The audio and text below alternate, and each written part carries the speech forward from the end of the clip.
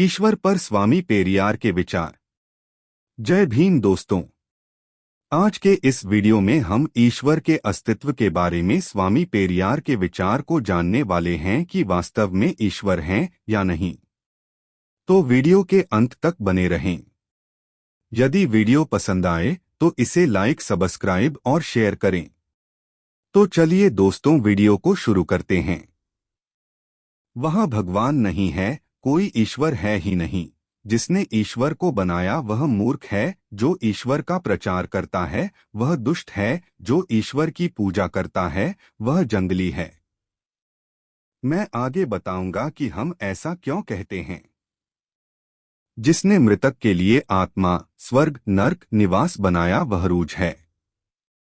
जो इन सब पर विश्वास करता है वह सबसे बड़ा दुष्ट है। वे हमसे कहते हैं कि हमारे पास कोई बुद्धि नहीं है। वे हमें बताते हैं कि हमारे पास दिमाग नहीं है। वे हमें मूर्ख और बर्बर कहते हैं। हम उनके झूठे प्रचार और अपमानजनक टिप्पणियों से शर्मिंदा नहीं हैं। क्या कोई है जो समझा सके कि अगले जन्म का मतलब क्या है? क्या आपको लगता है कि ऐसी कोई जगह है जहां मृत माता पिता जीवित हैं?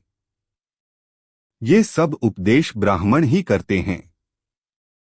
हमारे ही मूर्ख लोग ब्राह्मणों को चावल, दाल आदि देते हैं और साष्टांग प्रणाम करते हैं। ब्राह्मण कहते हैं हम ये सब मां बाप के पास ले जाते हैं। आप ब्राह्मण से पूछें कि उसने अपने मृत माता पिता को स्वर्ग या नरक में या इस संसार में अगले जन्म में कहाँ देखा है। आपको कोई ठोस उत्तर नहीं मिलता। ब्राह्मण धोखाधड़ी करता है और हमारे लोगों को ठगता है। फिर भी कोई भी व्यक्ति जो उस पर विश्वास करता है और उसे अपने मृत माता पिता के लिए सभी चीजें प्रदान करता है, ब्राह्मण से सवाल करने का कष्ट नहीं उठाता। वह बस इतना कहते हैं, मुझे उस सब के बारे में कुछ नहीं पता। मैं बस अपनी पत्नी और बच्चों के साथ एक ब्राह्मण के चरणों में गिरता हूं। हम इन मूर्खतापूर्ण कृत्यों के बारे में क्या सोचें? हमारा उन्हें मूर्ख कहना गलत क्या है? ईश्वर, किसने कहा कि ईश्वर है? कोई भी यह नहीं कह सकता कि फलाने ने भगवान दिखाया। वे बस पलकें झपकाते हैं। वे कहते हैं किसी ने ऐसा कहा। धर्मगुरुओं का कहना है कि ईश्वर को किसी ने नहीं बनाया, वह अपनी इच्छा से अस्तित्व में आया। ऐसे में वे मुझसे झगड़ा क्यों करें? मैं केवल ईश्वर के निर्माता पर आरोप लगाता हूं। वे कहते हैं कि उसे बनाया ही नहीं गया। फिर मैं एक कदम आगे बढ़ता हूं और पूछता हूं कि ब्राह्मणों को भगवान के अस्तित्व में आने के बारे में कैसे पता चला, जबकि दूसरों को उनके स्वयं के अस्तित्व में आने के बारे में कुछ भी नहीं पता था। वे कहते हैं कि भगवान बहुत शक्तिशाली है। उन्हें इसका पता कैसे चला? ऐसा कैसे है कि दूसरों को इसका पता नहीं चल सका? क्या बाकी सब मूर्ख हैं? ऐसा क्यों कहा जाता है कि ईश्वर से संबंधित बातें केवल ब्राह्मण ही जानते हैं? भगवान ने दूसरों को उसका ज्ञान क्यों नहीं कराया? क्योंकि हमारे पास खुफिया जानकारी है, इसलिए हम इन मामलों की जांच करते हैं। ईश्वर की उत्पत्ति। शुरुआती दिनों में भगवान जैसी कोई चीज नहीं थी। ईश्वर का परिचय पिछले 3000 वर्षों में ही हुआ। उससे पहले ईश्वर के बारे में कोई बात नहीं होती थी। जब मनुष्य ने गड़गड़ाहट सुनी तो उसने डर के मारे कल्पना की कि कोई शक्तिशाली प्राणी है। जब बारिश हुई तो उसने अनुमान लगाया कि बारिश के लिए कोई शक्तिशाली प्राणी है। जब हवाएं चलीं तो उसने मान लिया कि हवाओं को नियंत्रित करने वाला कोई शक्तिशाली प्राणी है। जब अंधेरा आया तो उसने भी ऐसा ही सोचा। जब बिजली चमकी तो उसने भी ऐसा ही सोचा। इस प्रकार की सोच के कारण ही देवों और देवताओं में विश्वास पैदा हुआ। आमतौर पर लोगों को विभिन्न देवों और देवताओं के इस तरह से विभिन्न घटनाओं को नियंत्रित करने के बारे में पता चला। बाद में इंदिरान को देवों का राजा बनाया गया। फिर और भी देवता बनाए गए, एक जन्म की देखभाल के लिए, एक जन्मे हुए की रक्षा के लिए और एक जीवित को नष्ट करने के लिए। वे ब्रह्मा, विष्णु और शिव थे। कुछ भी समझ में नहीं आ रहा था। आदमी सोचने लगा कि नियंत्रण करने वाला कोई है, फिर भी वह उसे भगवान नहीं मानता था। उन्होंने उनका वैसे ही सम्मान किया जैसे अब हम एक मंत्री का करते हैं। हमारी कैबिनेट में कई मंत्री हैं। ठीक वैसे ही जैसे मनुष्य ने हर चीज के पीछे एक शक्तिशाली नियंत्रण शक्ति की कल्पना की। वेद कहता है कि किसी विशेष वस्तु की देखभाल के लिए एक देवता होता है। ईसाइयों ने 2000 साल पहले ही ईश्वर में विश्वास करना शुरू किया था। लगभग 1500 वर्ष पहले ही मुसलमानों ने ईश्वर में विश्वास करना शुरू किया। करीब 1500 साल पहले इस्लाम में बदलाव आया था। लेकिन ब्राह्मणों ने लगभग 3000 साल पहले देवताओं की रचना की। वेदों के बनने के बाद ही ऐसा हुआ।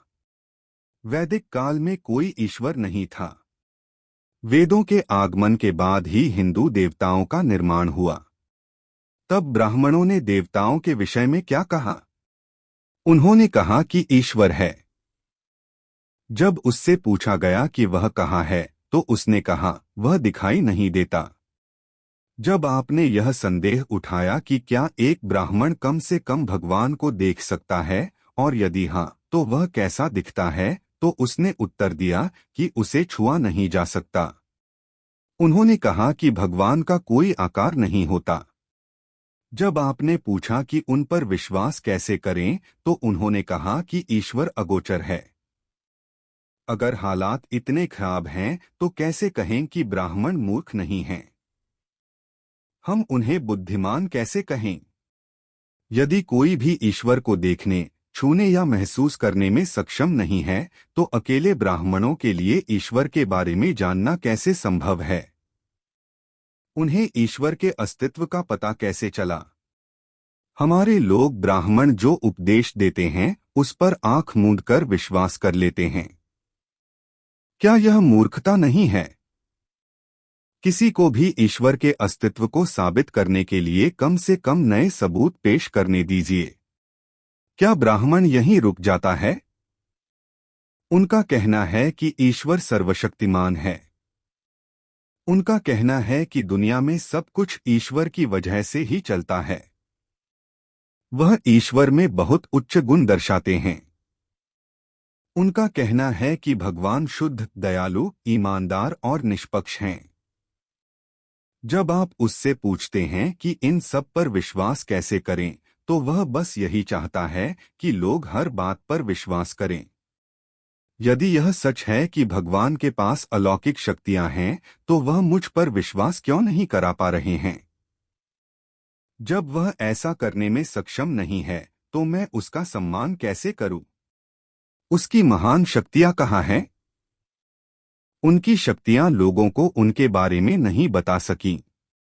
ऐसे ईश्वर के अस्तित्व को नकारने से दुनिया को क्या नुकसान होने वाला है? विश्व की कुल जनसंख्या अनुमानतः 450 करोड़ है। इस आबादी में से 200 करोड़ लोग नास्तिक हैं। कोई भी ईश्वर अविश्वासी को ईश्वर का आस्तिक नहीं बना सकता। क्या ब्राह्मण भगवान बनाकर चुप रहता है? वह आगे चलकर ईश्वर का प्रचार करना चाहता है। इसीलिए मैं कहता हूं कि वह बदमाश है। उनका कहना है कि ईश्वर शक्तिशाली है। फिर वह भगवान के बारे में प्रचार क्यों करते रहें? आप देखिए कि ब्राह्मण क्या करता है। वह एक मंदिर बनाता है। वह ईश्वर को आकार देता है, यह कहते हुए कि भगवान का कोई आकार नहीं है। वह भगवान को अलग अलग आकार देते हैं। वह ईश्वर का स्वरूप कहाँ से सीखता है? जो भी ईश्वर की बात करता है, उसका स्वरूप मनुष्य जैसा बताता है। अन्य सभी धर्म कहते हैं कि ईश्वर का कोई आकार नहीं है। लेकिन केवल ब्राह्मण ही दावा करता है कि हिंदू देवताओं के आकार होते हैं। इससे उसका क्या अभिप्राय है? आकार स्थायी रहता है। क्या उसे अनेक आकृतियों वाले अनेक देवताओं को बनाने में कोई समझ है? एक ईश्वर का एक ही सिर होता है। एक और भगवान के दो सिर हैं। ऐसे अन्य देवता भी हैं जिनके 4 सिर, 5 सिर और 6 सिर हैं। क्या वह यहीं रुक जाता है? भगवान राम का विरोध करने वाले रावण के 10 सिर थे। तुम जानते हो क्यों? उनका मकसद राम की महानता को बढ़ाना है। हाथों के संबंध में भी उन्होंने ऐसा ही किया। कुछ देवताओं के 6 हाथ होते हैं। कुछ देवताओं के अनेक हाथ होते हैं। ये सब लोगों को धोखा देने के मकसद से किया गया है। लोगों को धोखा देने के लिए उसने शानदार कहानियां गढ़ी। एक औसत बुद्धि वाला समझदार आदमी इन सभी बेतुकी बातों को कैसे स्वीकार कर सकता है? अगर हम इन दादी नानी की कहानियों पर विश्वास नहीं करेंगे तो हम क्या खो देंगे? क्या एक तर्कसंगत व्यक्ति को इन सब के बारे में नहीं सोचना चाहिए? कब तक हम इन मूर्खतापूर्ण कहानियों को सुनते रहेंगे, चुपचाप सिर हिलाते रहेंगे और एक निम्न जन्म के शूद्र के रूप में जीवन जीते रहेंगे? यदि हम में थोड़ा भी स्वाभिमान है तो क्या हमें इन सभी मूर्खताओं को नष्ट नहीं कर देना चाहिए? अच्छे गुणों वाला एक भी देवता नहीं है। आप शिव का मामला लीजिए। उसके 5 सिर थे। दूसरे भगवान ब्रह्मा के भी 5 सिर थे। ऐसा कहा जाता है कि शिव की पत्नी पार्वती भ्रमित हो गईं। वह अपने पति की पहचान नहीं कर पा रही थी क्योंकि दोनों के 5 सिर थे। उसने अपनी परेशानी के बारे में अपने पति से शिकायत की। शिव परेशान थे। उन्होंने तुरंत कार्रवाई करने का फैसला किया। तुम्हें पता है उसने क्या किया? उन्होंने ब्रह्मा के एक सिर को कुचल दिया ताकि पार्वती उन्हें बिना किसी कठिनाई के पहचान सकें। भगवान की इस कहानी के बारे में आप क्या सोचते हैं? क्या आपको लगता है कि शिव ने अच्छा व्यवहार किया? मैं उनसे पूछूंगा कि 4 या 5 सिरों की आवश्यकता क्यों है? क्या खाना खाने के लिए इतने सिरों का होना जरूरी है? वे कहते हैं कि 4 सिर 4 दिशाओं की ओर हैं और सिर के शीर्ष पर 5वां सिर आकाश की ओर देखने के लिए है। इन सबके प्रामाणिक प्रमाण कहाँ हैं? ये लोग बस काल्पनिक कहानियां गढ़ते रहते हैं। ईश्वर के रचिता ने कहा कि ईश्वर का कोई आकार नहीं है। उन्होंने यह नहीं कहा कि देवताओं के इतने सारे सिर होते हैं। उन्होंने कहा कि ईश्वर एक दर्शन मात्र है। भगवान को सभी इंद्रियों से परे कहा जाता है। अलवारों, नयनमारों और महानों ने यह नहीं कहा कि भगवान का कोई निश्चित आकार होता है। तो फिर वर्तमान देवताओं को निश्चित आकार कैसे मिले? मंदिरों में मूर्तियों को भगवान कहकर रखना कैसे उचित है? क्या ईश्वर का रचिता दुष्ट नहीं है? क्या वह मूर्ख नहीं है जिसने ईश्वर को एक निश्चित आकार दिया? अगर यह सच है कि भगवान को देखा या छुआ नहीं जा सकता, तो क्या उनके लिए भोजन चढ़ाने का कोई मतलब है, और वह भी दिन में 6 बार? क्योंकि इन सब पर पैसे खर्च करने वाले मूर्ख होते हैं, ये बदमाश ठगी करते रहते हैं। भगवान को खाते हुए कौन देखता है? क्या भगवान को अस्तित्व में रहने के लिए 6 बार भोजन की आवश्यकता होती है? कौन सा व्यक्ति भगवान के मुख में भोजन का निवाला डालता है? क्या भगवान खाना पचाते हैं? क्या किसी ने भगवान को दिन में कम से कम 1 बार शौचालय जाते देखा? उसे पेशाब करते हुए किसने देखा है? वह हिलता नहीं है। फिर वह प्रकृति की पुकार पर कहाँ ध्यान देता है? जो सोचते और पूछते नहीं वे महान माने जाते हैं। उन्हें आस्तिक माना जाता है। यदि यह सच है कि भगवान को कुछ नहीं चाहिए, तो ये ब्राह्मण देवताओं का विवाह क्यों कराएंगे? पत्नी, बच्चों वगैरह के लिए क्या एक भगवान की दो पत्नियां हैं? कुछ के पास हजारों हैं। देवताओं को हजारों पत्नियों की आवश्यकता क्यों है? वे न तो सोचते हैं और न ही उत्तर देते हैं। वे मामले को ऐसे ही नहीं छोड़ते। वे एक बार नहीं बल्कि हर साल नियमित रूप से शादी का जश्न मनाते हैं।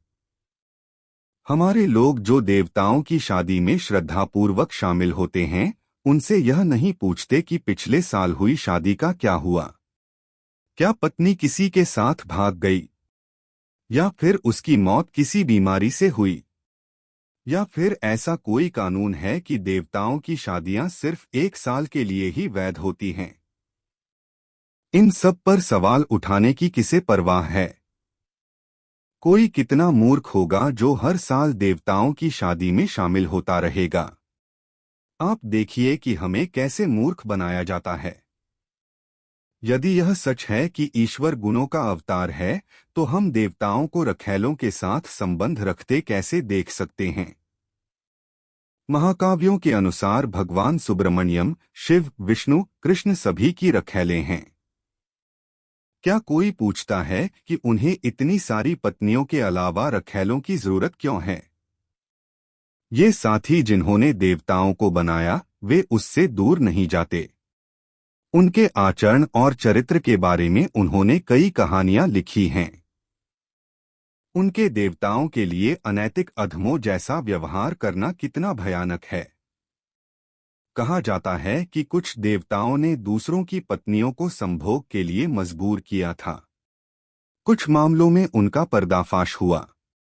कुछ देवताओं को विनम्र पाई खानी पड़ती है। कुछ को कड़ी सजा भी मिली। ये सभी देवताओं के नाम पर बनाए गए हैं। आप आज भी हिंदू मंदिरों में ऐसी चीजों को त्योहार के रूप में मनाते हुए देख सकते हैं। श्रीरंगम के देवता एक वेश्या की तलाश में उरेयूर आते हैं। ब्राह्मण भगवान को अपने कंधों पर उठाते हैं। वे पूरी रात इंतजार करते हैं। फिर सुबह वे पत्थर की मूर्ति को वापस श्रीरंगम ले जाते हैं। इसे हर साल एक उत्सव के रूप में मनाया जाता है। जैसे त्योहारों के दौरान आप देवताओं को वेश्याओं के घर जाते हुए देखते हैं। किसी भी देवता को नैतिकता के प्रति कोई सम्मान रखने वाला नहीं माना जा सकता। शिव के साथ साथ विष्णु के चरित्र और आचरण को बहुत खराब तरीके से चित्रित किया गया है। क्या आपको लगता है कि लोग इन देवताओं द्वारा अपना स्तर ऊंचा उठा सकते हैं? क्या उच्च नैतिक मानकों वाले समाज की कोई संभावना है? क्या देवताओं के लिए एक पत्नी और एक वेश्या होनी चाहिए? एक समझदार आदमी हिंदू धर्म में इन सभी कुरीतियों से कैसे सहमत हो सकता है? यदि वीडियो अच्छी लगी हो तो इसे अपने सगी संबंधियों के साथ जरूर शेयर करें। धन्यवाद।